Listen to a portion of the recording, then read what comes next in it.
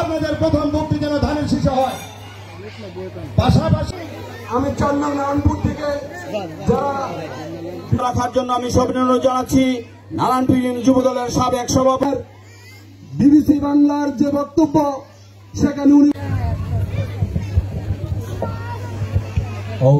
সম্মানিত প্রধান অতিথি জহর প্রধান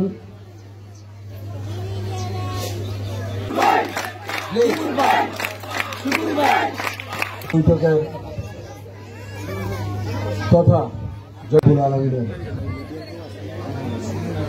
আসসালামু আলাইকুম করেছেন। আপনাদের ভোটে উনি নির্বাচিত হয়েছেন। উনি রহমান সাহেব ইনশাল্লাহ এই দেশ পরিচালনা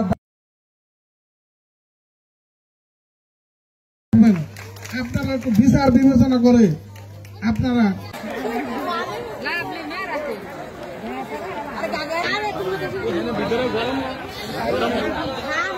আমরা এই উঠান বৈঠকের মাধ্যমে মূলত আমরা আমাদের নারীদেরকে আরেকটু জাগ্রত করে ওনাদেরকে আমরা বিভিন্ন ঘরে ঘরে গিয়ে আমাদের ভারপ্রাপ্ত চেয়ারম্যান তারেক রহমানের নির্দেশ অনুযায়ী আমরা আমাদের দলের পক্ষে ধানের শীষের পক্ষে ভোট চাওয়ার জন্য উদ্বুদ্ধ করার জন্যই মূলত আজকের এই নারী সমাবেশ।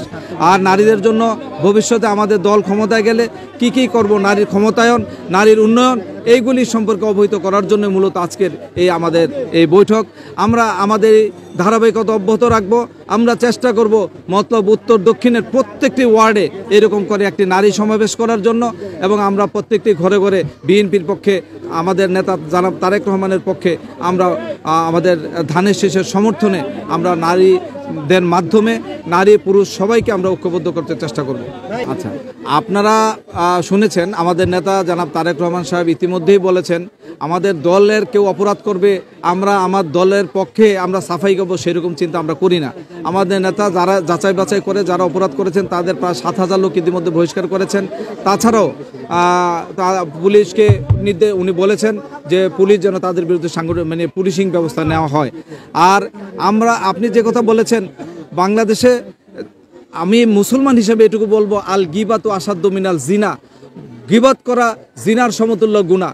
যারা এই ফেক আইডি দিয়ে আমাদের দলের সুনাম ক্ষুণ্ণ করার জন্য দিন রাত এই ধরনের প্রতিনিয়ত ব্যবস্থা করছেন নিশ্চয়ই আল্লাহর পক্ষ থেকে তাদের গায়েবী গজবের সম্মুখীন তারা হবেন। কিন্তু আমরা এতে ভীত সন্তুষ্ট নই। আমরাও আপনার সামনে দেখছেন আমরা একটু আগে আমি আমার বক্তব্যের মাধ্যমে বলেছি যে যারা এগুলি করবে তাদের সাথে আমাদের দলের কোনো সম্পর্ক নেই এবং পুলিশ বিভাগকে আমরা বলেছি তারা যেন তাদেরকে আইনের আওতায় নিয়ে প্রয়োজনীয় শাস্তির ব্যবস্থা করে। সুতরাং আমরা মনে করি তারা এই প্রতিনিয়ত যেভাবে গীবত করছে আমাদের বিরুদ্ধে অপপ্রচার চালাচ্ছে, 2-1টা ঘটনা হয়তো ঘটছে কিন্তু সেটার ব্যবস্থাও নেওয়া হচ্ছে, কিন্তু তা এটা না করে তারা এগুলি পাশ কাটিয়ে কাট করে আমাদের সুনাম ক্ষুণ্ণের চেষ্টা করছে। সুতরাং একজনের বদনাম করলে আরেকজনের সুনাম আরেকজনে উন্নতি লাভ করতে পারে না। সুতরাং আমি যারা এই কাজ করছেন তাদেরকে বলবো আল্লাহকে ভয় করুন। আপনারা আপনাদের কি কি অর্জন আছে সেগুলি নিয়ে কথা বলুন, আমরা আমাদেরগুলি নিয়ে কথা বলবো। আমরা মাঠে যুদ্ধ করব, আমরা ভোট যুদ্ধ করব, সুষ্ঠু সুন্দর নির্বাচনের মাধ্যমে আপনারা আমরা আমাদের সেইটা হয়ে যাবে। তবে এটুকু বলবো যারা করছেন অতীত মনে রাখেন আমরা আপনাদের সাথে ছিলাম, আপনাদের দুর্দিনে আপনাদের পাশে ছিলাম। আপনারা হঠাৎ করে এখন আমাদের মাথায় পাড়া দিয়ে আপনারা আমাদেরকে পানির নিচে রেখে আপনার উপরে উঠতে চান, এটা বোধহয় শুভ হবে না। ধন্যবাদ।